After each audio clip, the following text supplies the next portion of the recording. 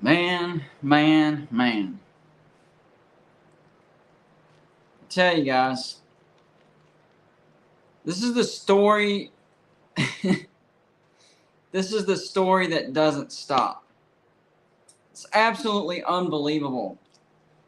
Talking about conference realignment again, and of course you already know here at Golden Blue Dude, I'm just a little bit obsessed about it. So of course, I'm going to come up with crazy scenarios and try to figure out this and figure out that. I mean, this was the off season, all right. Something y'all got to realize: this is the off season. So college football fans, they lose interest. They don't really want to watch anything college football content related because they don't care what happened last year. National championship's over. The regular season is too far away to really care about that. So you got to draw them in. You got to entertain them and draw them in, and that's what we're doing here at Golden Blue Dude. You can call them conspiracies. You can call it clickbait. I know people love to call me clickbait. That's fine. Call it clickbait. But as long as you're entertained, that's all that matters.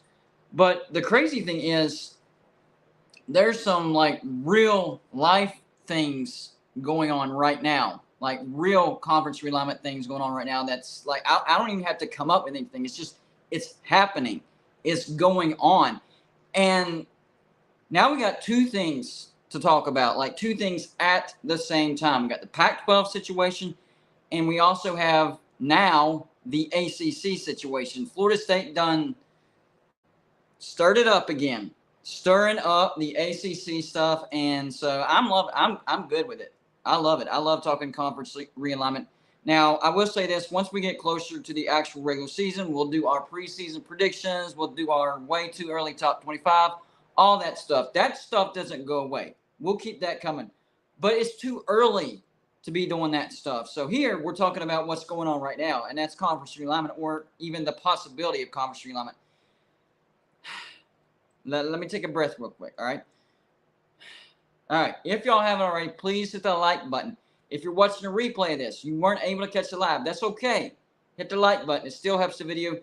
What that does is it gets YouTube to suggest the video, and it gets more views. So if you hit the like button, that would help out the video tremendously. If you're not subscribed, that helps as well. We do videos every single day, and we do live shows every weekday at 10 p.m. So if you're obsessed about college football just like I am, hit the subscribe button. This is the place for you. Also, if you have a comment, you got to get something off your chest. You want everybody to see. You want me to talk about it. You got a question in the troll comment, whatever the case may be. Hit that super chat button. It's a little dollar sign that you see on the bottom right-hand corner. Anything you put in that super chat is going to go on the screen, just like you see our subscriber count right there, 12,871. It's going to go on the screen just like that. We're going to read it to everybody, and it's a great way to support the channel. Listen, us college football YouTubers, we always, and I mean always, appreciate those super chats and donations. But in the off season, it means just a little bit more. It means just a little bit more. It keeps us going in that off season. So we greatly appreciate you supporting the channel. Those donations, keep them coming, and give us something. Give us a great comment. I mean, some of these comments that I see, I'm like, man, that's something that I really want to talk about. So bring in those comments, bring in those super chats, and let's get into it. By the way, before we get into this, we are actually simulcasting, all right? So if you're watching here on Golden Blue, go check us out. We're doing the same exact thing on West Virginia football, on the Voice of College Football. So I'm live streaming here and on that channel as well. Last time I looked, we are 144 subscribers away from 1,000. So we're getting closer and closer. So if you just want to go check it out, hit the subscribe button, come right back. That's fine as well. We're just trying to get to 1,000. That way YouTube takes that channel more seriously as well. But here, we're grinding our way to 13,000. And today, on deck, Pac-12 and ACC. Whew. Man. So today, we heard some things about Florida State. Listen, I've been talking about the ACC for like 2 years now. And I'll say this, I made the mistake, and I own this mistake. It was a mistake. I shouldn't have done it, but I trusted my sources too much, all right? I'm going to say that. I trusted my sources way too much, and I made a big boo-boo. Made a big boo-boo, okay? What I did, this was back in 2021. This was when Oklahoma and Texas announced that they were going to the SEC, right? Well, I had some sources, and these were good sources, guys. I'm telling you, they were in the situation, They're saying, yeah, going to Blue, Notre Dame, West Virginia, going to ACC bucket, man. You want to talk about, just don't say your name, man. You want to talk about it, you want to predict it, fine, whatever, just don't say your name. Okay, cool. So what I do, I got on my YouTube channel, started making predictions. Oh, West Virginia, Notre Dame, bucket 2 weeks from now. 2 weeks went by. Well, they're still talking. Maybe another month. Another month went by. Another month? I don't know. Didn't happen. So I learned my lesson. No more predictions. Even if I think I'm sure of something, until I see it, I am not predicting it. It's not happening. There's no such thing as a sure thing. Even if you think your sources are the sources of all sources, I'm telling you, things can change. And I learned my lesson. I truly, truly did. So I'm keeping away from predictions, but I'm not keeping away from theories, scenarios, conspiracies, whatever you want to call it, because I really like talking about conference realignment. So on deck, the ACC. I've been talking about the ACC for a while, but the thing is, it's been quiet. It's been quiet, right? The last time the ACC was even talked about was after the whole Texas and Oklahoma thing went down, and then ESPN's like, well, we think that Virginia, North Carolina, Clemson, and Florida State are going to the SEC. And so ESPN was, and everybody, I'm not trying to single out ESPN. Everybody was talking. I was talking about it. Everybody's talking about it, right? But that was like a year and a half ago. And then it just kind of died down. And you haven't heard anything from the ACC. People started doing videos on the grant of rights, how ironclad it is, that buyout's $500 million. The only way to do that is, maybe a majority vote to dissolve the grant of rights, which I've done videos on that as well. Never happened. Right? So just settles down. ACC just kind of goes on the back burner. Nobody really talking about it. And then today, out of nowhere, Florida State story comes out. And the athletic director for Florida State, I can't think of his last name now. I know his first name, Michael DeHart. Is it DeHart? Michael DeHart? Dang it. That happens to me. I lose names. I think it's DeHart. If y'all know the last name, let me know in the comments section. But anyways, the athletic director of Florida State, does an interview and talked about how Florida State's not happy with the payout from the ACC. He talked about Florida State is responsible for 15% of the revenue of the ACC, but only returns 7%.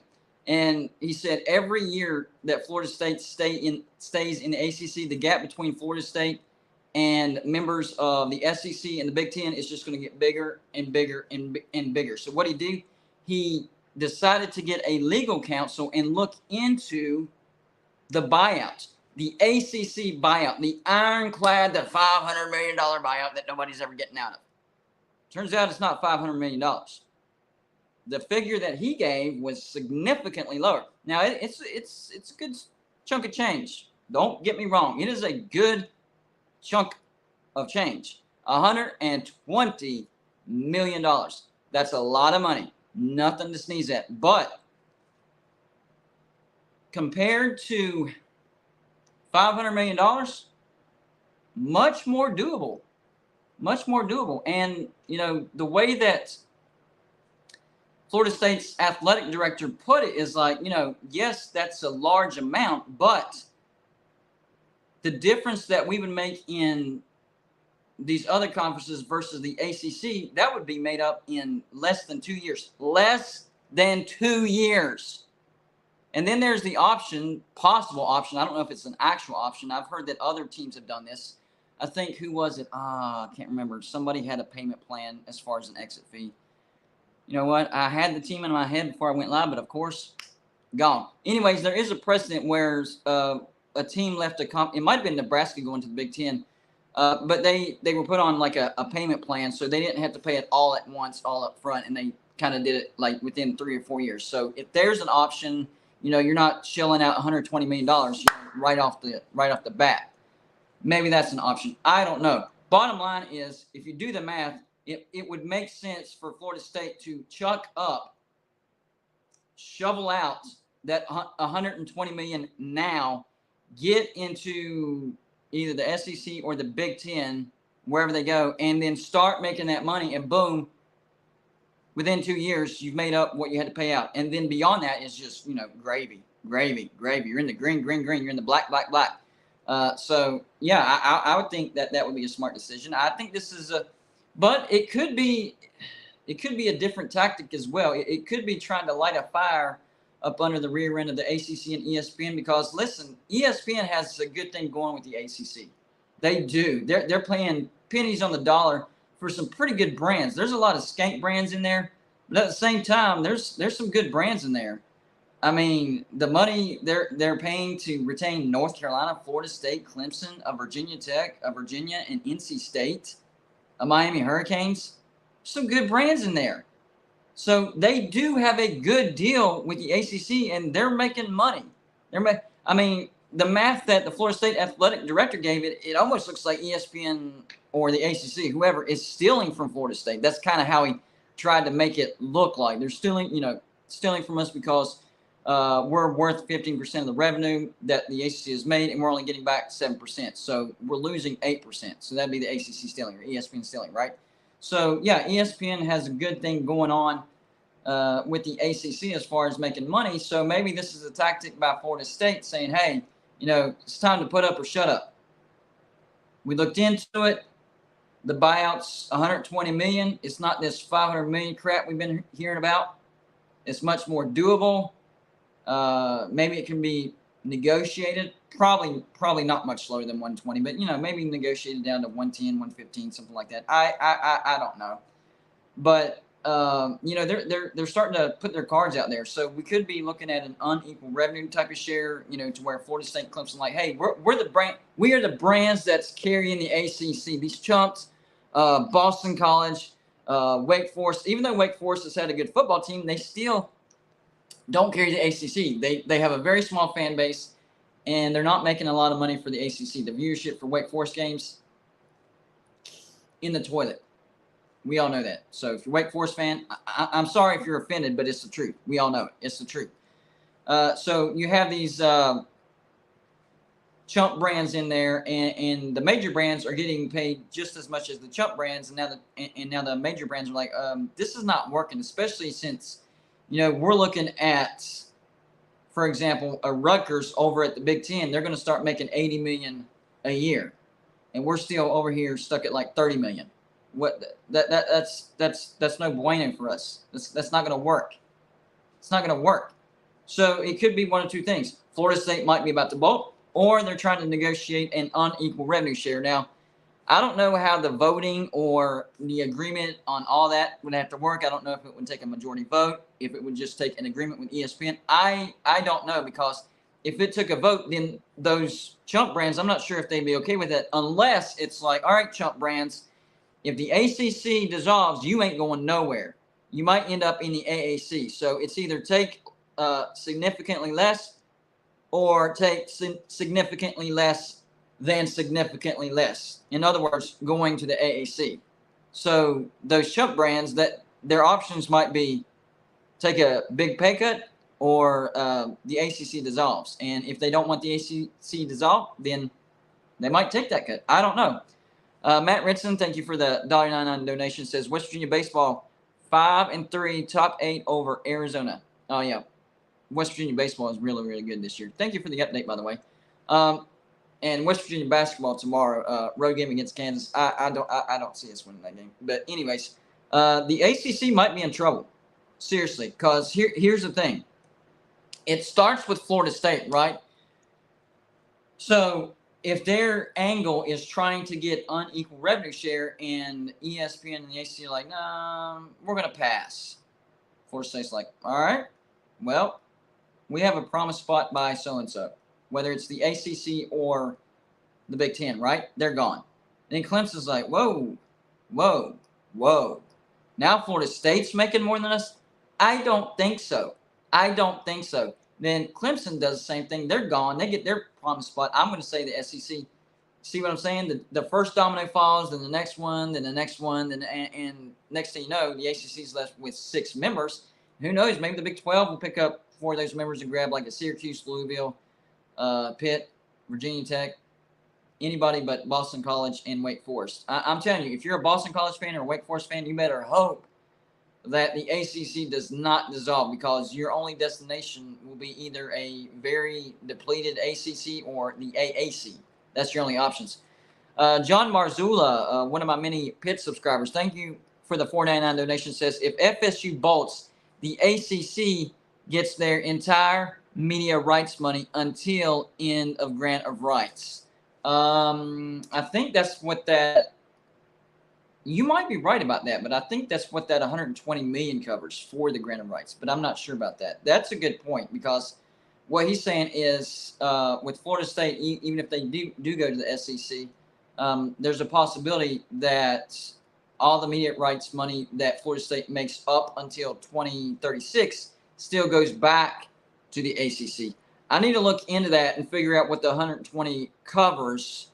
Maybe it is up to $500 million to get out of the grant of rights period. I'm not sure. That's actually a good point, John Marzula. I'm actually glad you brought that up. John Teal, thank you for the $5 donation, says, so Florida State, Georgia Tech, Duke, North Carolina, Washington, Stanford, Cal, and Colorado, before the Big 12 celebrates, they better build a, what is that emoji? I can't. What is that? Explain that from SEC. Build a what? Can't somebody tell me what that emoji means, because I can't make it out. Let me scroll up and see in the comments. Maybe it's better on that. A wall. I got you. A wall. I couldn't tell from on the screen, but whenever I scrolled a wall. So let me reread that. So Florida State, Georgia Tech, Duke, North Carolina, Washington, Stanford, Cal, and Colorado, before the Big 12 celebrates, they better build a wall from SEC. Yeah, everybody needs to build a wall. Everybody, because the SEC has the money. They are flat out in bed with ESPN, and ESPN is in love with the SEC, and they are not breaking up anytime soon. They are married. They are in for the long haul. They're going to grow old together.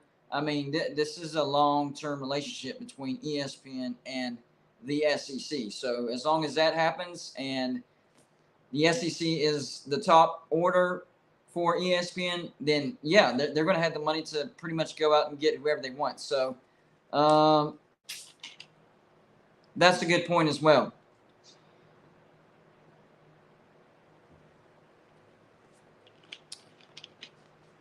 So maybe this is Florida State saying we're one of many teams that are willing to exit, pay out the $120 million. And if it adds up to so many, then the ACC is depleted. And if they get down to 6 members, the NCAA can vote to take off the Autonomous 5 or Power 5 status off the ACC. Whenever that happens, the ACC has a choice to either add members or disband. So if they get down to those 6 members, I'm thinking it would be down to Wake Forest, Boston College, Pitt, Syracuse, Louisville, and Virginia Tech. Do you think those 6 teams together, with no other additions, no other teams, do you think those 6 teams together are strong enough brands, are good enough brands, to retain Autonomous 5 or Power 5 status? I don't think so. So that's when the problem of, the grant of rights going away, because then the ACC's Autonomous 5 or Power 5 status gets removed, and then they either have to add members or disband. And once that's removed, even if they add more members, the NCAA won't vote to add the Autonomous 5 or Power 5 back on unless they're able to go out and get more Power 5 members. Then it's done. The ACC, never the same. John Teal, thank you for the $5 donation, says, oh, no, I mean if the Big Ten got those okay, I didn't see the Big Ten part, my bad. Says, oh, no, I mean if the Big Ten got those teams, the SEC will retaliate, and it will be more than just 4 from the ACC. They will look to hit the Big 12. Oh, that's a good point. This could be the start of, right now the Big 12 is in a good spot. They have a TV deal locked down. They put the Pac-12 in a bad spot, which we're going to talk about the Pac-12. Trust me, You think the ACC situation is crazy? That situation is nuts, complete nuts. Okay, guys. But for the for the Big 12, right now they're in a good spot. They have a TV deal. It's not good, all right? It's not a good TV deal, but it's a TV deal. They're stabilized because Brett Yormark did the smart thing. Even though the Big 12's TV deal ends a year after the Pac-12, he jumped the line, made sure he got a solid deal with Fox, and then good old George Kliavkoff over there in the Pac-12 decides, you know what? I think the Pac-12 is worth as much as the SEC and the Big Ten. So what I'm going to do is I'm going to open up the bidding, and I'm just going to give the Pac-12 to the highest bidder. That's what we're going to do. I think we can raise the money. Bid him in the rear end. Bid him in the – they still don't have a TV deal. Still.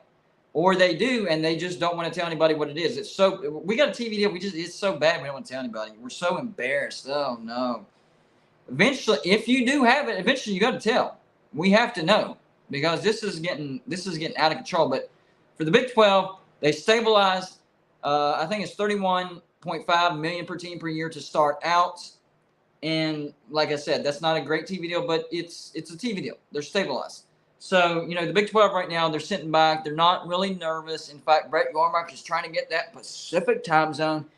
He wants to target teams of the Pac-12, but if you can't get the Pac-12, then I'm hearing Fresno State. He's wanting to nail down that Pacific time zone. And I'm hearing that any day now, for the last 2 weeks, I've been hearing any day now, San Diego State's going to be announced as the next Pac-12 member.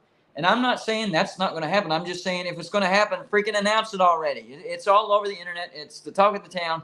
So if you're trying to keep it a secret, you're doing a terrible, terrible job of keeping it a secret. It's not a secret. And if it's not happening, then it's not happening, and you're in trouble. So anyways, the Big 12, Brett Yormark, the Big 12 commissioner, wants to nail down that Pacific time zone. I don't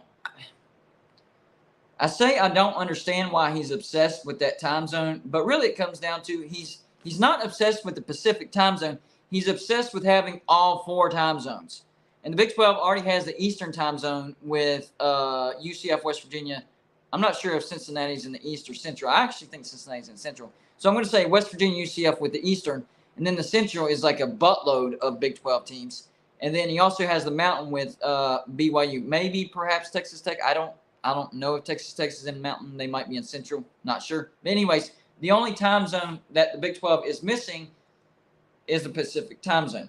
So he's not necessarily obsessed with the Pacific time zone, but he is obsessed with having games in every freaking time zone. So I wish he would get off that obsession and really not worry about the Pac-12. And no offense, Fresno State, but right now, I don't think right now is the time to grab Fresno State. Honestly, I think the Pac-12 needs to grab Fresno State. The Pac-12 needs Fresno State. Their first move should be, I don't know if it will, should be to grab San Diego State and Fresno State. But we'll see what they do. You never know. Will Klein, thank you for the $5 donation, says, since you talked about Texas A&M and Florida possibly leaving the SEC, what is the Big 12 trying to grab? Hold on, Will Klein. I did not say Texas A&M and Florida possibly leaving. That was a scenario where AAU teams were targeted by the Big Ten. And even in that video, I said there's no way that Florida's leaving. But I do think there's a chance that Texas A&M eventually leaves. I don't know if it'll be in the next 5 years or 10 years, but I'm telling you, it is very, very possible. This is not a prediction, but it is very, very possible that Texas A&M could leave the SEC for the Big Ten because of their hatred for Texas. And the Big Ten does want a footprint in the state of Texas. They already got their footprint in the state of California. Everybody thought that would never happen whenever I made videos about that. They laughed at me about that. So I'm telling you, it's not that far out of the realm of possibility. And Texas A&M's hatred for Texas is what makes it possible. So, yes, it's possible. But we got to see what happens with all this other stuff before we start talking about Texas A&M to the Big Ten. But anyways, what was the rest of your question? And Florida possibly leaving the SEC. What is the Big 12? What is the Big 12 trying to grab? It's the same old, same old. It's up to Brett Yormark. And it looks like right now his obsession with the Pacific time zone is what's guiding his decisions. I wish he would get off that, because as a West Virginia fan, that would be terrible for us. I'm not saying that would be bad for the Big 12. That would actually be pretty cool for a conference to have all 4 time zones. The Big Ten has 3 of the time zones. They're just missing the Mountain time zones. So if they were obsessed just like Brett Yormark, then they could go and get Arizona State just like that. Easy. And they would have all 4 time zones. So Brett Yormark needs to look at the Big Ten and be like, wait a minute. The Big Ten makes way more money than us. They have better brands than us, and they don't care about having all 4 time zones. Why is that so important to me? Unless it's Washington and Oregon, you shouldn't care about it that much. I'm being serious. It only hurts you. The Big Ten has a gap between Nebraska, who's the farthest west from the eastern side of the Big Ten, and USC and UCLA. They don't care about the Mountain time zone.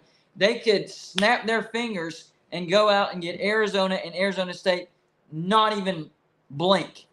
Pac-12 couldn't do anything about it. Or Colorado and Utah, for that matter. They could go out and get Colorado and Utah. Pac-12 could do nothing about it. If the Big Ten was obsessed about having all 4 time zones, just like Brett Yormark, all right, let's go get Colorado and Utah. Or, all right, let's go get Arizona State. It'd be done overnight. I'm telling you like that. So I wish he would get off of that. John T.O., thank you for the $2 donation. Says Kansas State, or K-State, excuse me, which means Kansas State.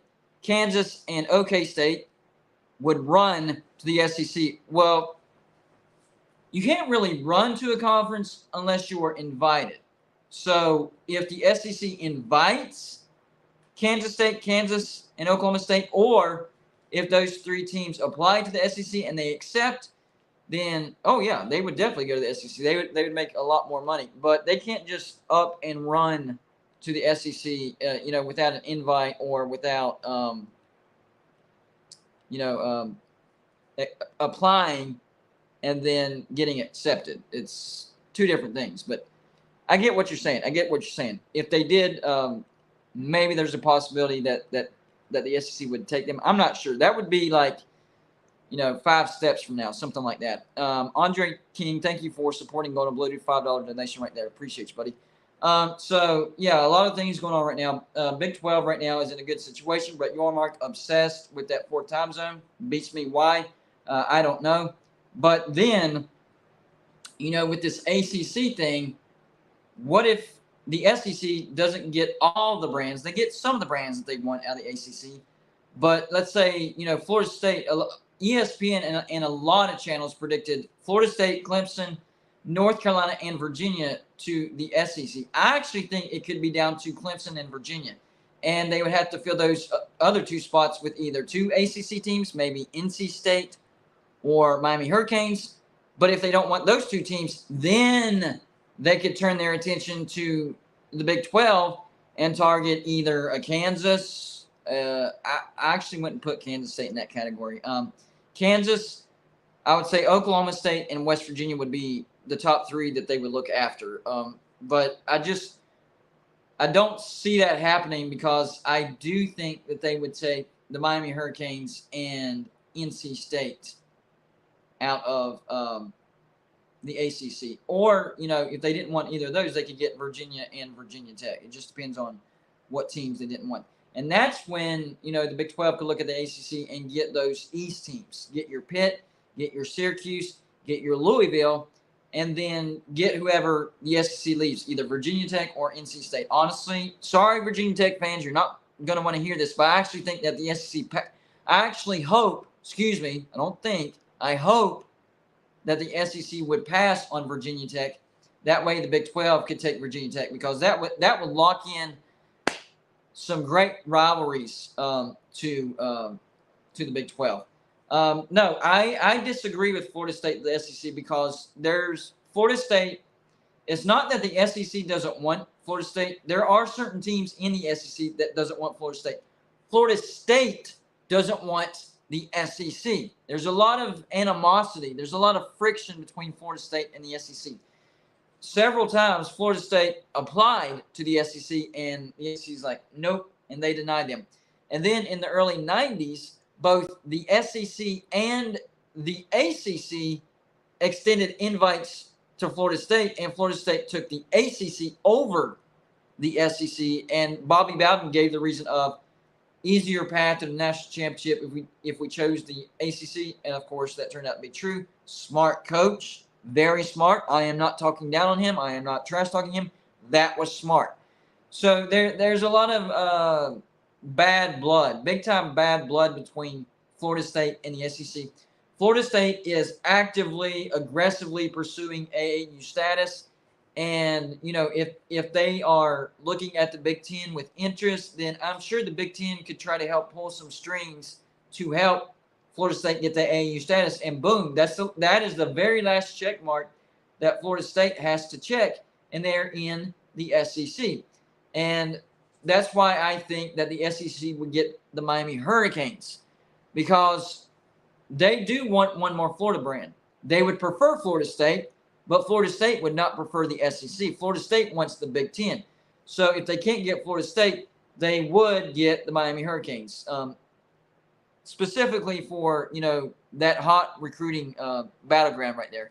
You get the Miami Hurricanes, and it's game over. I mean, you talk about we already know that the SEC recruits at a high level all across the country, but it's these little spots where they don't have it 100% locked down, where you get one team and boom, it's over, game over. And the rest of these conferences are SOL, you know. So the Big Ten would have a massive, massive win by grabbing Florida State. That's another key state. I did a video a while back, the 3 key states for conference expansion for the Power 5 conferences: California, Texas, and Florida.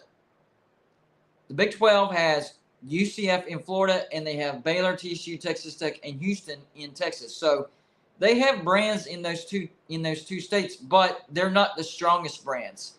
Whereas the SEC, they have Florida in the state of Florida, and they have Texas A&M in the state of Texas. That's why they got Texas A&M. Their end goal was to get to Texas. Well, at that time, Texas was actually thinking about going to the Pac. Was it the Pac-10 or the Pac-12 back then? I don't remember. Don't care. The Pac. I'm just going to say the Pac. It was close. Texas and Oklahoma were close to being Pac-12 members, Pac-10 members, whatever you want to call it. It was close. And then Texas A&M and Missouri goes to SEC, and Oklahoma and Texas end up staying in the Big 12. And now, you know, Oklahoma and Texas are going to the SEC. So the end goal was to get Texas and Oklahoma. So they hurt. It wasn't a death blow, but they definitely hurt the Big 12 by grabbing Texas A&M and Missouri. And it also helped that Nebraska went to the Big 10 and Colorado went to the Pac-12. In fact, a lot of people thought that the Big 12 was dead. And then the Big 12 went and got West Virginia and TCU. And then this past 2021, Oklahoma and Texas left for the SEC. Once again, people thought the Big 12 was dead again. They go out and get BYU, Houston, UCF, and Cincinnati. There's 2 separate times where people thought the Big 12 is down for the count. They were weakened significantly both times, but they survived. I mean, I think the Big 12 is probably, as far as brand recognition goes, I would say dead last. Once Texas and Oklahoma leave in brand recognition, I would say the Big 12 is dead last. Because as shaky ground as the Pac-12 is on right now, they still have Washington, Oregon, Utah. Maybe you could throw Arizona in there in basketball, but I really don't count Arizona because I don't really count basketball.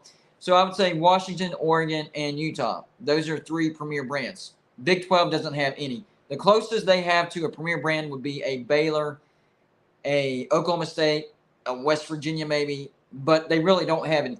ACC, they're making chump money over there, but guess what? They have premier brands. They get Clemson, Florida State, North Carolina. You can throw Virginia in there. You can throw Miami Hurricanes in there. They have premier brands. So as far as brand strength goes, the Big 12 is dead last.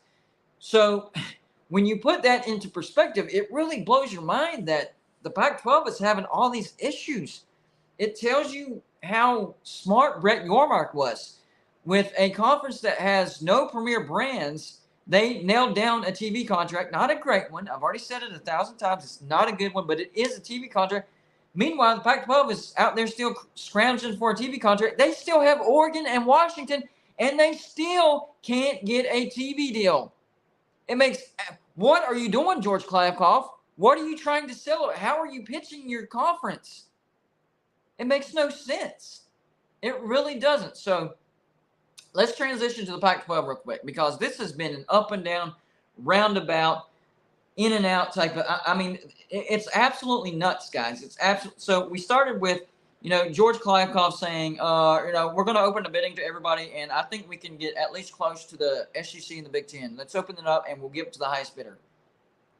Brett Yormark skips the line and says, well, we're going to lock down a TV deal now. It's not great, but we're going to lock it down. Okay, George Kliavkoff, don't care. We're going to keep the bidding open. He does that. Slowly but surely, the Pac-12 starts getting desperate. Okay. I heard rumors that ESPN had a deal on the table worth around $30-35 million per team per year. That was pulled. And then we heard that Amazon/ESPN was in the picture, and that was a total of $25 million per team per year. And then we heard that ESPN pulled that away again, and they reoffered, and it was going to be $10 million per team per year by Amazon and $10 million per team per year by ESPN, for a total of $20 million per team per year. So it's gone down from 35 to 30 to 25 to 20. And then after that, Apple TV has emerged as the major player to pick up the Pac-12. And whenever that happened, I'm like, why would you do that? And I heard people saying, well, it seems like a good deal. The Pac-12 is saying that they're going to get a $35 million per team per year. I'm like, congratulations on the Pac-12. If they can get a $35 million per team per year on Apple TV, then they pulled one over on Apple TV, because there is no way that Apple TV will get the viewership to validate $35 million per team per year for the Pac-12. Not going to happen. But then I heard that all the Pac-12 presidents said, nope, we don't want to go 100% streaming. We don't want to do that. I heard reports saying that. They all vehemently, that was the wording used, vehemently did not like that idea. All presidents. Then yesterday, Arizona State's athletic director, I said president in my video and I got slammed for that. Excuse me, I meant athletic director. Sometimes you say the wrong name or whatever. Athletic director came out and said, Pac-12 has a TV deal. It's not a great TV deal, but it's enough to keep the conference together. Okay. And what? Who is it with? The amount, blah, blah, blah. And then today, we heard that Apple TV hasn't, well, we heard sources saying, or rumors saying, that Apple TV never even offered the Pac-12, and then Ion TV emerged as the front runner. And I wasn't even familiar with Ion TV. I'm like, what is that? So I looked it up, and it's kind of like it's an American-owned, a United States-owned network that has a significant coverage. It's almost like over the air. It's not on the cable. It's like in the old days when you ever had it. You had an antenna, you can pick up stations. It's probably on some cable, like weird station, whatever. I don't know. It's not, it's not like this nothing type of network. It does have some validity to it, but it's not ESPN. It's not Fox for sure. Definitely a significant step down. But then, like 3 or 4 hours after I put my video out about Ion TV, I heard reports that, who was it? Monty, I can't think of his last name. Somebody contacted Ion like directly and stated that Ion said, no, we never even approached the Pac-12. What is the deal?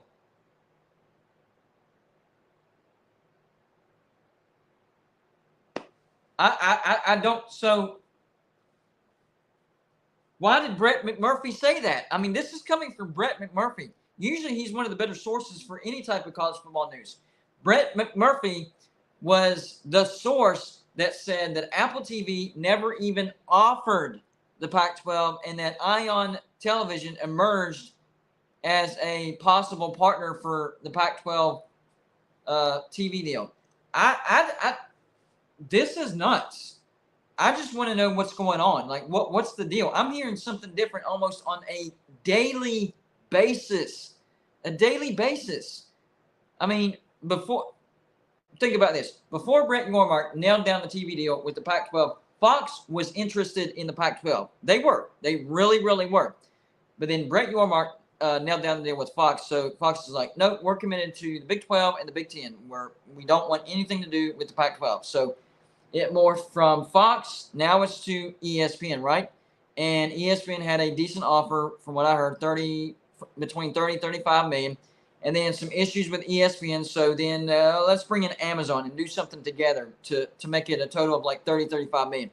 Then ESPN pulled that again and offered another one, and it was a total of 25 million. And ESPN pulled it again because of Disney cuts, and that was 20 million. And then we heard, no, they didn't want to do that. They're focusing on all streaming. Apple TV emerges as the predominant partner for the Pac-12.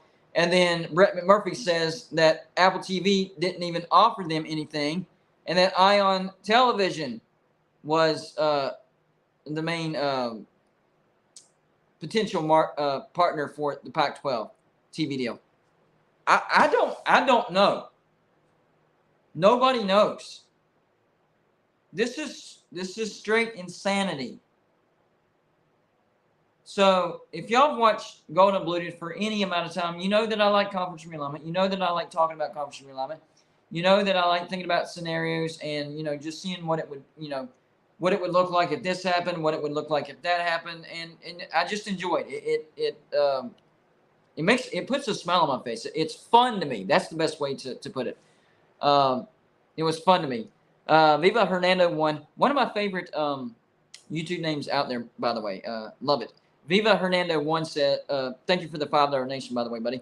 Viva Hernando one says, McMurphy probably fed into by someone, Big 12, looking to hurt the Pac-12. That's very possible. This could be like a Big 12 tactic to besmirch the name of the Pac-12. And if this was a Big 12 tactic, they besmirched the name of Brett McMurphy. Like, his credibility took a hit today, guys. Think about that. Brett McMurphy is not known for jumping off the cliff and saying something crazy. He's known for being fairly reliable, or at least being close to the truth. Even if it's not exactly right, it's very, very close, right? And today it took a hit, guys, because he flat out said, Apple TV pulled their deal, and now Ion Television emerges as the potential partner for the Pac-12 TV deal. So he heard it from somewhere. That's why Viva Hernando one might be onto something. He might have heard something from a Big 12 source that was just trying to smear a little bit more on the Pac-12, make them look a little bit worse, even though they already look bad. And he bought into it. Obviously, he didn't do his homework, because somebody said that they directly contacted Ion, and Ion said, what are you talking about? We never even approached the Pac-12. We haven't even thought about the Pac-12. So I don't see Brett McMurphy just trying to think, what would be a good network to say the Pac-12 is talking to? Oh, Ion TV. Yeah, that's a good. No, he's not that type of person. So that's actually very believable, Viva Hernando one. I can buy into that. I can certainly buy into that. So I kind of feel bad for Brett McMurphy, but, I mean, you learn your lesson. I've been there, man. I have been there. I mean, that happened to me back in 2021 after Oklahoma and Texas announced they were going to SEC. I had some good sources. I'm telling you, I trusted them. They were in the thick of the situation. They knew what they were talking about. So, Golden Bluted, I'm telling you, West Virginia, Notre Dame, ACC. I'm like, okay, I'm going to make a prediction. Yes, man, don't mention our name, but do it. See, that should have raised red flags right there. That should have raised flags right there, guys. Like, if somebody says, yes, you can use my information, but don't say my name, it's like, why do you want to remain anonymous?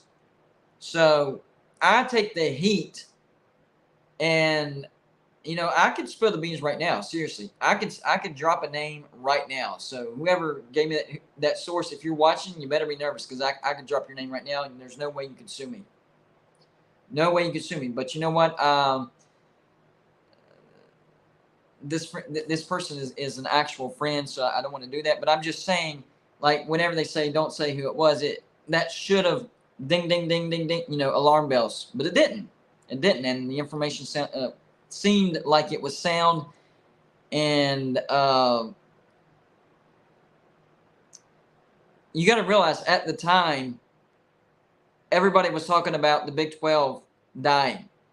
So what they were telling me kind of fit what was going on. Texas and Oklahoma had just left the Big 12, right? This was before the Big 12 hired Brett Yormark. This was Bob Bowlesby's last few months in there, but it was before everybody knew he was leaving. So it was before Brett Yormark, right? And it was also before the Big 12 went out and got BYU, Houston, UCF, and Cincinnati. So everybody's like, "Oh man, Big 12's down to 8 teams. These people are going to scatter. These teams are going to scatter." So these sources were very convincing. They were like, "Yeah," maybe we're hearing that Kansas and who was it? Kansas and it was Kansas. Somebody else heading to the Big Ten. The SEC is going to pick up Oklahoma State and Baylor, I think is what they said. And they said, yeah, Notre Dame is going to join the ACC as a full-time football member, and they're going to take up West Virginia as well. I was like, hot dog. I've been wanting to get in the ACC for a long time. This is our chance, and I ran with it. I was excited. It sounded believable, and in the situation, I ran with it. And my gosh, that thing blew up in my face. I don't think I'll ever live that down. I really don't. I mean, this is like almost 2 years later, and people still bring that up. Whenever I make videos and I say, this is for entertainment only because I learned my lesson. I made a prediction way back in 2021, blew up in my face, made me look stupid, not doing that again. And, of course, they always bring up, when is West Virginia Notre Dame join the ACC? Didn't you say that was happening? Didn't you say that was a lock? Didn't you say it was happening? You said 2 weeks from now, and it's like a year and a half. Yeah, that's never going away. So, Brett McMurphy, man, you might be facing the same situation where today you said Apple. What if it turns out that Apple TV is still the main, prospect for the Pac-12 TV deal, and Brett McMurphy comes out and says, no, Apple TV didn't even offer them, and Ion TV is actually the main possible partner for the Pac-12 TV deal.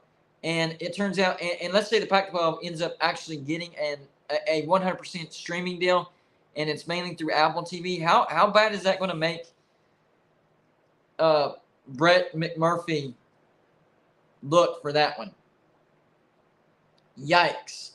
I mean, he already took a big hit by saying that the Ion network was one of the main choices for the Pac-12 to be a partner in the TV deal. But if it turns out that Apple TV is going to be the partner and they go 100% streaming, well, the first part of that comment, he said Apple TV didn't even offer the Pac-12. So that would be a double whammy. Yikes, man. Yikes. I do have sympathy for Brett McMurphy because I've been there, done that. I'm still paying for it. People bring it up every single day. Oh, I thought you said Notre Dame, West Virginia. I mean, they bring it up every single day. So, if anybody knows Brett McMurphy, give him my phone number, and I'll talk him through this. I'll say, man, it's going to be all right. People won't let you live it down, but life goes on, all right? You'll be all right. Crazy stuff. Y'all don't forget to hit the like button, please. Helps these live shows hit the YouTube algorithm. Hey, even if you didn't catch the live show and you're watching a replay of this, I'm telling you, hit the like button. It really helps the live shows hit that YouTube algorithm. Gets to suggest more and more views. If you have a question or comment you want to be put on the screen, you want me to read, address it, you want it to be out in the open, you want me to talk about it, Super Chat is the way to go. All you have to do is hit that little $ sign that you see on the bottom right-hand corner of the comments. Anything you put in that Super Chat is going to go on the screen, just like you see Viva Hernando 1's Super Chat. And it's a great way to support Gold and Blue. Like I said at the beginning of the show, we always appreciate your donations. But I'm telling you, us college football YouTubers, we appreciate those Super Chats and donations just a little bit more in the off-season because it's hard to keep the attention of college football fans. So we appreciate all your support, guys. And keep the regular comments coming. Those help the videos as well. I am not trying to downplay the regular comments either. Those help as well. And I love to see the interactions between all the fan bases because you got to realize here at Gold and Blue, all fan bases are represented. We got Pac-12 fan bases. We got ACC fan bases, Big 12 fan bases. We got SEC fan bases, Big 10 fan bases, and all the Group of 5 fan bases. So you see a lot of back and forth between all these fan bases, and it's just awesome to see. So, I love this. I encourage trash talk. I encourage conversations back and forth. if you think about it, think about this, guys. A lot of people get on these live shows, and then the comment section are like, man, why can't we just get along? Why are you guys arguing? Listen, if you really think about it, if we all got along, it'd be kind of boring, wouldn't it? I know I'd get a little bit bored. I mean, the show would probably be shorter. Oh, we all agree, let's go home. You know, there wouldn't be any back and forth.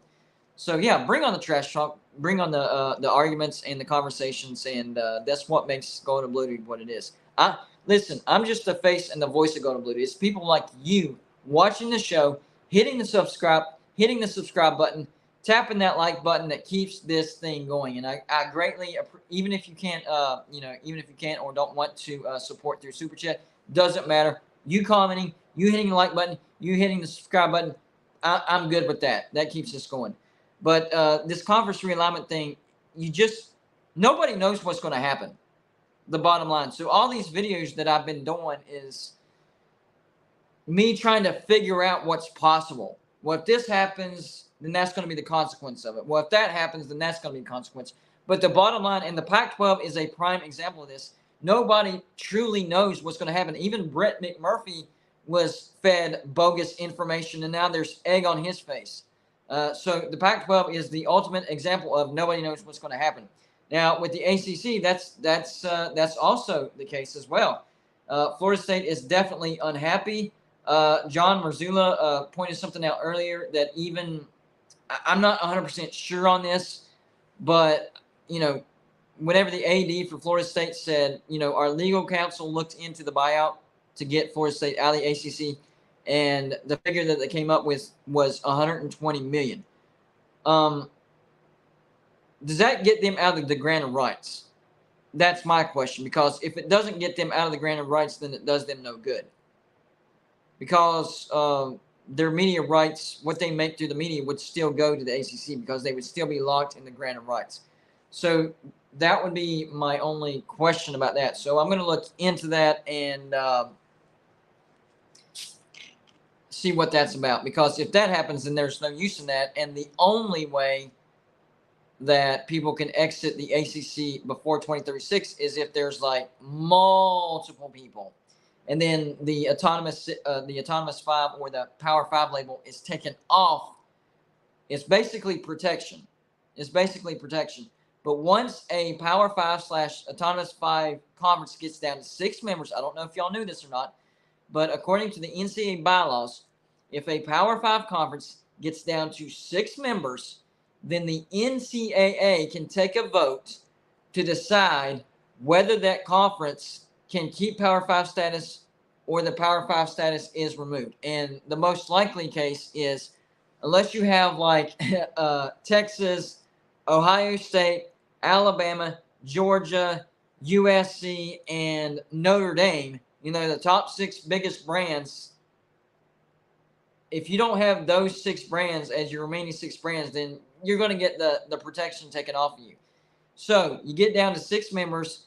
They're probably going to take the Autonomous 5 or the Power 5 label off of you. Whenever that happens, then you must either add more members or disband. Even if you add more members, you're probably not going to get that Power 5 status back. Most likely you're not, because you're not going to be able to add more Power 5 members because you were just depleted down to 6. So you're going to be looking at Group of 5 conferences. And, just trying to get look at Conference USA. That's why Conference USA, they added Kennesaw State. They added Jacksonville State from FCS. They added, Sam Houston from FCS. They added Liberty. The reason they added those teams was to get their numbers back up so they wouldn't have to disband. They were down to the number to where if they didn't add more teams, Conference USA would have had to disband. And those teams didn't have a spot. They didn't have a landing spot.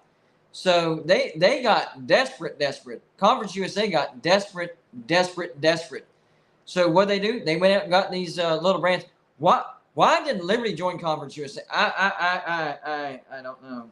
I really don't. That's Conference USA is the worst Group of 5. No, conference period. Group of 5 conference and Power 5. Conference USA, worst of the worst. Worst. I don't understand why Liberty chose Conference USA. unless they just wanted an easy schedule and be Conference USA champs year after year after year, and then hope that, they're the highest ranked Group of 5 champs so they can get into the playoffs. Maybe that was a playoff move. I don't know. I don't know. Maybe that's it. I'm trying to remember the timing of this. No, they joined Conference USA before the playoff expansion was announced, but there was rumors of, playoff expansion and what it would look like, and it turned out to be that was the case. Everybody thought it was going to be 12 teams. I actually did videos with that exact prediction that came true. I said 12 teams, top 4 champs get a bye week, and top 6 get an auto bid. And then I said seeds 5 through 8 or 5 through 9 get a home playoff game. I made that exact prediction, and that prediction came exactly true. So maybe they knew that, and they're like, okay, so the easiest path to a conference championship would be in Conference USA. And, we've been pretty good over the past few years. We've built up our brand. We've built up our credibility. So if we join Conference USA and we get a conference championship, there's a chance that we could be the highest ranked Group of 5 champ, and that's how we get into the playoffs. Could you imagine? Let's say Liberty schedules out of conference and they schedule, which I know they do have some Power 5, but I haven't looked at their schedule. I might do a video on this actually. But let's say Liberty schedules we'll go with they schedule. I'm trying to go with like lower but decent power. Let's say they schedule Iowa State. Iowa State makes the bowl. They beat Iowa State. And let's say they also schedule let me think. NC State, and they upset NC State, which they came within a field goal, I think, of beating them one year. So let's say they upset Iowa State, who goes on to make a bowl at like 7-5, 8-4, and they beat NC State, who turns out to be a decent team as well, and they go 8-4, something like that. And they run roughshod over Conference USA. So they finish the regular season like 11-1. They trip up, or they go undefeated in Conference USA and get both of those Power 5 wins. And they win the Conference USA, right? That they would have an argument to be the highest ranked Group of 5 champ. They would. So it just depends on who they schedule out of conference. I know they've been scheduling Power 5, but they haven't been in a conference. Now they're in Conference USA, so now they're locked into playing Conference USA teams, which are cake. Liberty should wax the floor with Conference USA. So they would definitely have to depend on scheduling out of conference, scheduling tough. They would really have to challenge themselves if they're trying to make the playoffs. But now that Hugh Freeze is gone, I think Liberty takes maybe Liberty knew that they were going to lose Hugh Freeze. I don't know. I'm not sure about that. I am not sure about that. We'll see. Another thing is the Notre Dame factor, right? I see Ryan Steen talking about Notre Dame. He said, I've heard that Notre Dame's new contract pays them roughly $70 million a year. They really no need to join it. Well, they don't have a new conference, Ryan C. Actually, there's a possibility, and I did a video on this already. There's a possibility that NBC could go after the NBA again in like April, May. I really hope that happens. I don't even care about college football whenever it comes to this particular subject. I hope that NBC grabs the NBA because I loved that as a kid. The theme music, the broadcasters that they had. The NBA on NBC was bar none the best show whenever it came to sports. So I hope they get that. But if NBC picks up the NBA and they invest a large chunk of money into the NBA, then they might not have the money to give to Notre Dame as far as meeting that 70 to 80 million a year that Notre Dame wants. They're like, we can give you 50 million. Are you good with that? So then Notre Dame would have a choice, which would be stay independent and take the 50 million, or start talking to the ACC and say, hey, how much would the revenue get bumped up if we join the ACC? Will it be above 50 million? If it is, we'll take the deal. If it's not, we're going to stay independent, right? Or they talk to these other teams that are not happy with the ACC. Like, all right, how many people do we have not happy with the ACC? All right, I see Florida State, you're not happy. Clemson, you're not happy. North Carolina, you're not happy. NC State, you're not happy. Virginia, and it gets up to 8. All right, we got 8. Notre Dame makes 9 because we have a nuke vote as well. Let's make this happen. Let's all, get out of the ACC. Let's drop their numbers to where their Power 5 status is taken off, and they either, dissolve or add members in their group of 5, and then, the granted rights don't even matter. I don't know if that 120 million figure that the Florida State Legal Counsel came up with covers the granted rights as far as getting out of the granted rights. I would assume that it would, because why else would he even give a figure? Why? What would be the point? Because if it didn't cover that, then it would read like this. Well, the buyout is 120 million, but it doesn't matter because we would still be locked into the granted rights, and all the money would still go to the ACC. So, to me, it would have to count towards that. Otherwise, it wouldn't make any sense. I don't know. There's something that I miss in that situation, because Florida State would not leave if there's no way to get out of the granted rights. You would have to get out of the granted rights in order to leave, unless ESPN is willing to waive that just to get Florida State in the SEC. But then there's the bad blood situation between the SEC and Florida State. I'm hearing Florida State would rather be in Big Ten, and that's why they're pursuing AAU status. It's a big mess, guys. It's a big mess. I do know Florida State came out today. They made it crystal clear. They're not happy with the ACC. They stated the facts. Florida State made 15% of the revenue of the ACC, but only got 7% back. That is, they're not even getting half of what they're making for the ACC. They're not happy about that. They said, we took our legal counsel, we looked into it, said it would take $120 million for us to get out of the ACC. Why would you come out and say that publicly if that doesn't get you out of the granted rights? That's what doesn't make sense to me. Maybe they're angling on the ACC, trying to get unequal revenue. That would make sense. And I would agree with Florida State. If you think about it, there should be unequal revenue share in the ACC. There should be. There should be. And I know Florida State's been down in the past years, but Florida State has a massive fan base. They sell a crap ton of merchandise. They still make a lot of money. Now that Florida State is on the up and up again, they're going to make more for the ACC. I'm telling you right now, I think Florida State has a chance to win the ACC and possibly get into the playoffs. If Florida State makes the playoffs, then you're going to hear them. You are going to hear, we're worth more than this.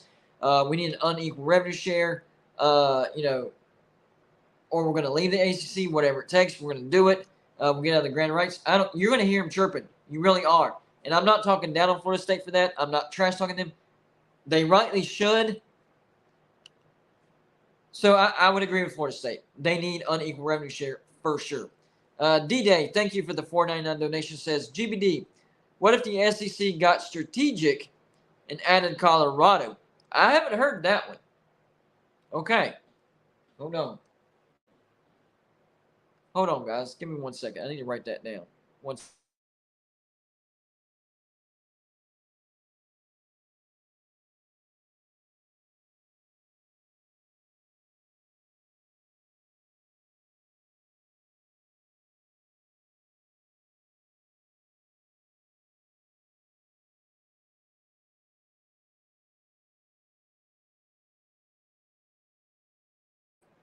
I told y'all, I make videos out of any scenario possible. If you leave a comment and I like it, I'm making a video. So let's see here.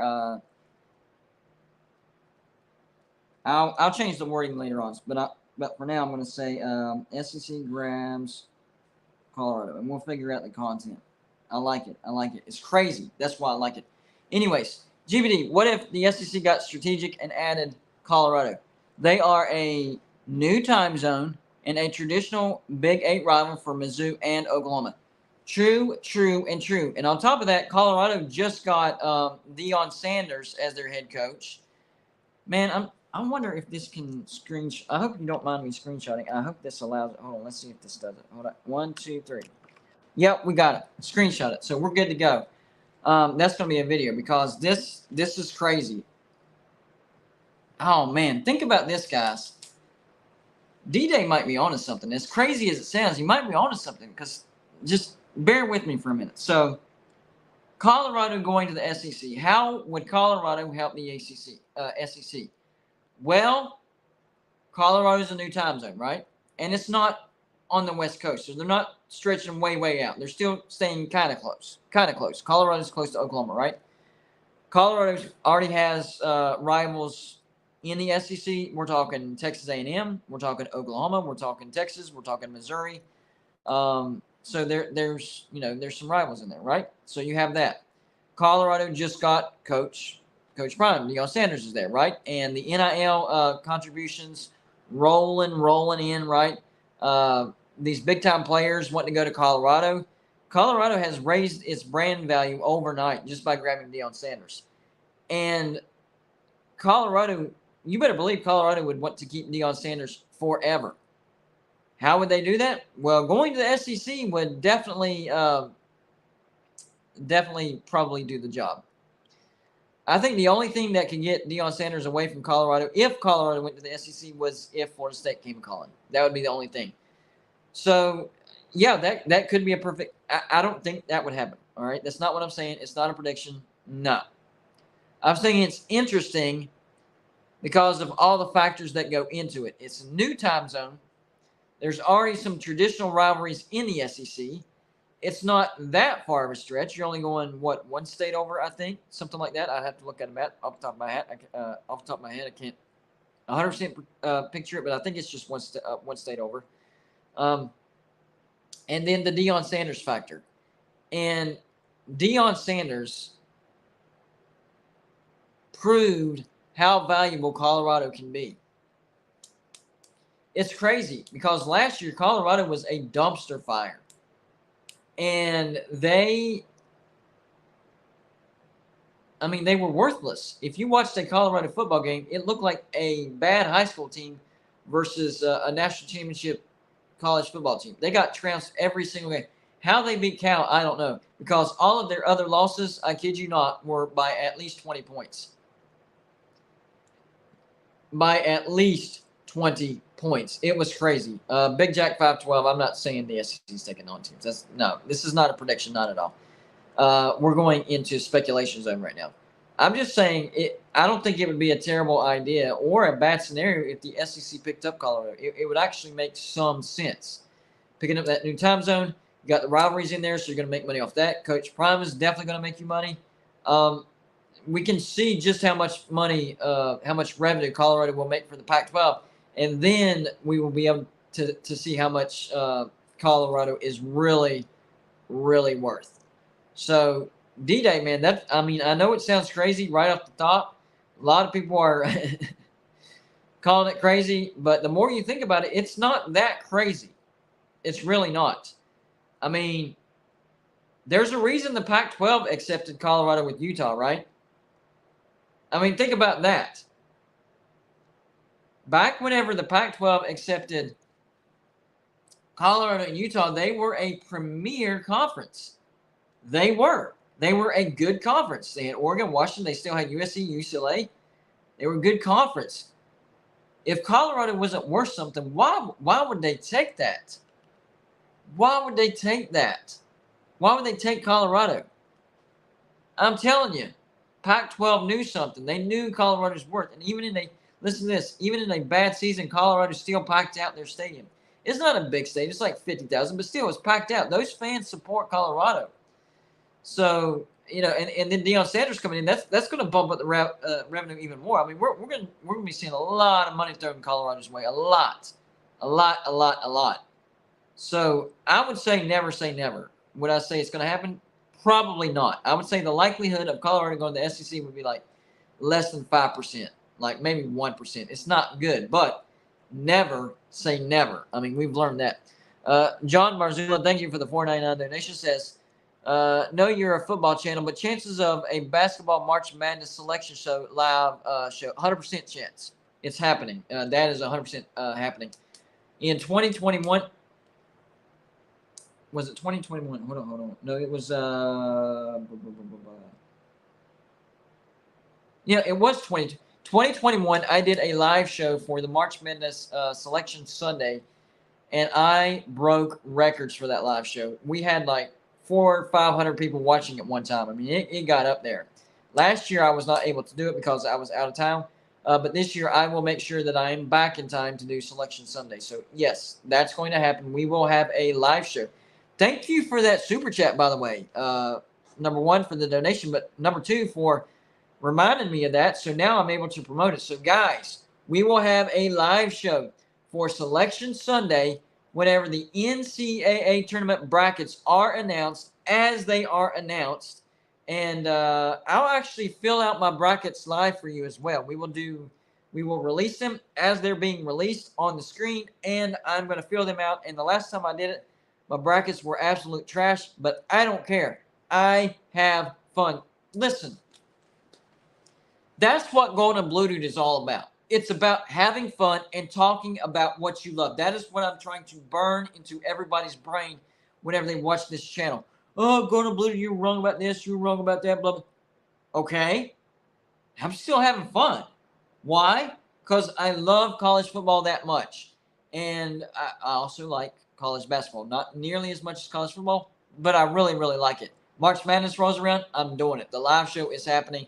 I'll probably live stream some first round, second round, Sweet 16, Elite 8, and Final Four. Definitely the national championship in college basketball as well. So, guys, don't forget about that.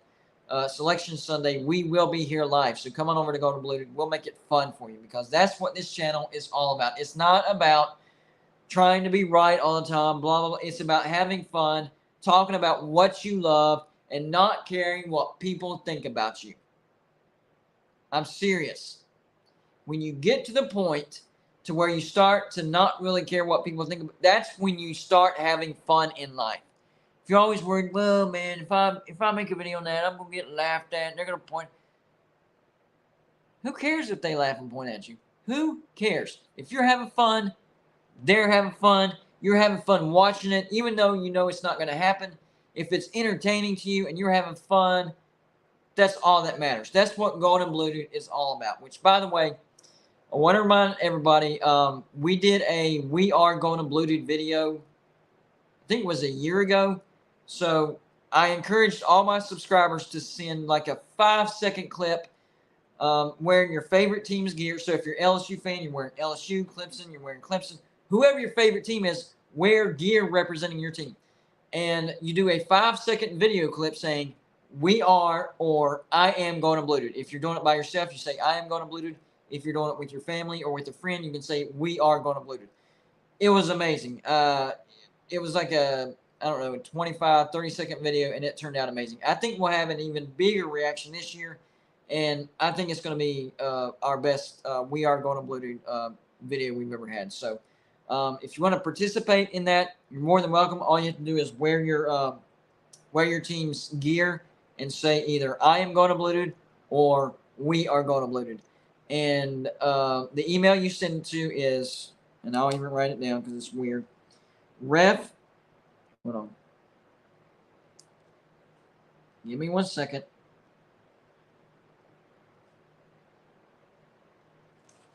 So here is the email that you send that clip to. Can you see it? Can you see it? You can see what I wrote for that video I did. Let me see. Let me get it in shot. There we go. refssuk@gmail.com. Yes, that is my real email for Gold and Blue Dude. refsuck@gmail.com. refssuk@gmail.com. So send in your 5-second clip wearing gear representing your team. And if you do it by yourself, say, I am Gold and Blue Dude, or we are Gold and Blue Dude if you say it with somebody. So I'll give it a month. That way people can send. And then if a lot come in, then I'll end it sooner. But I'm just going to give people a chance to send in their clip. and I think that it will be an amazing video. The first one was amazing. There you go, Yvette Foster. So send your video clip saying I am going to Blue, or we are going to. Don't wear West Virginia because of me. No, if your team is West Virginia, then yes. Whoever your team is, that's who you wear, all right? I am a college football channel. I just happen to be a West Virginia fan. This is not a West Virginia channel. I'm just a West Virginia fan. So wear gear that represents your team. And on top of that, one more thing before we get out of here. One more thing. There we go. Gear to represent your team in the background forever. It can be a mini helmet. It can be a T-shirt. It can be a hat. It can be a pennant. The pinwheel and pennants is coming back, people. I promise you. Whenever I get my taxes back, we're stretching the shelving, and we're going to fill it in. It's going to have a wall. It's going to be great.